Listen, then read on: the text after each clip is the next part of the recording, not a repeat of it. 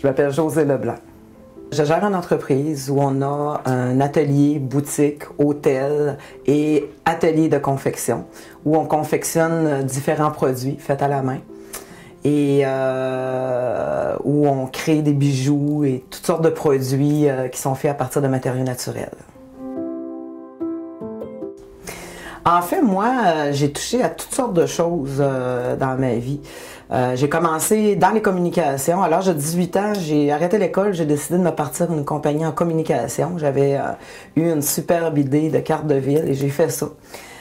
J'ai vécu de ça pendant 4 ans. Ensuite, je me suis rendu compte que je manquais au niveau de la paperasse, puis des finances et tout. Donc, je suis retournée à l'école, je suis retournée à l'université faire un cours de finance. Ensuite, j'ai été, quand je suis sortie de là, je me suis en allée en planification financière. J'ai vendu de l'assurance.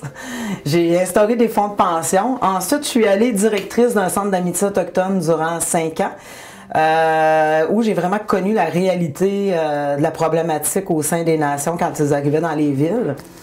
Et par la suite, j'ai été 5 ans directrice générale du groupe Humet, qui est une usine de transformation de crabes, où j'ai appris vraiment à travailler, le travail à la chaîne, les processus de gestion de qualité, puis toute mon entreprise, je me rends compte aujourd'hui que je suis allée chercher le meilleur de partout où je suis allée pour monter l'entreprise que j'ai maintenant. Mon entreprise est une entreprise multifonction.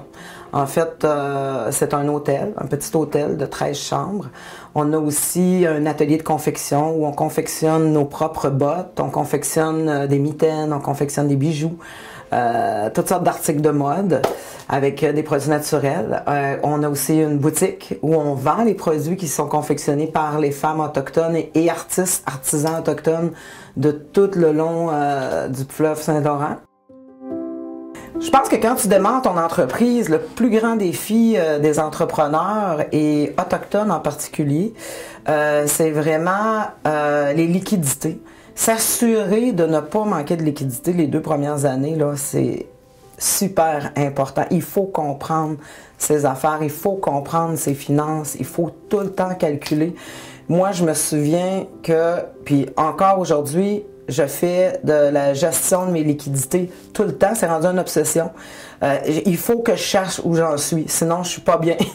J'ai développé ça, mais c'est tellement important. C'est ce qui fait si on passe à travers des premières années, oui ou non.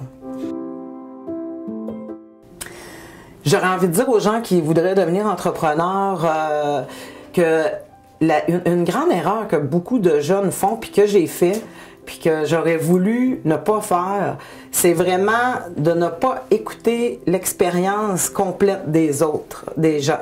Je crois que ce qui est le plus important pour un entrepreneur, c'est de savoir s'entourer des gens qui ont la force de ses propres faiblesses. Et ça, c'est ce qui fait si tu vas réussir en affaires, oui ou non. Tu dois avoir des gens qui tapent, puis tu dois les écouter et écouter leur expérience et comprendre. Tu t'améliores davantage et tu deviens meilleur dans tes faiblesses pour un jour pouvoir voler de tes propres ailes.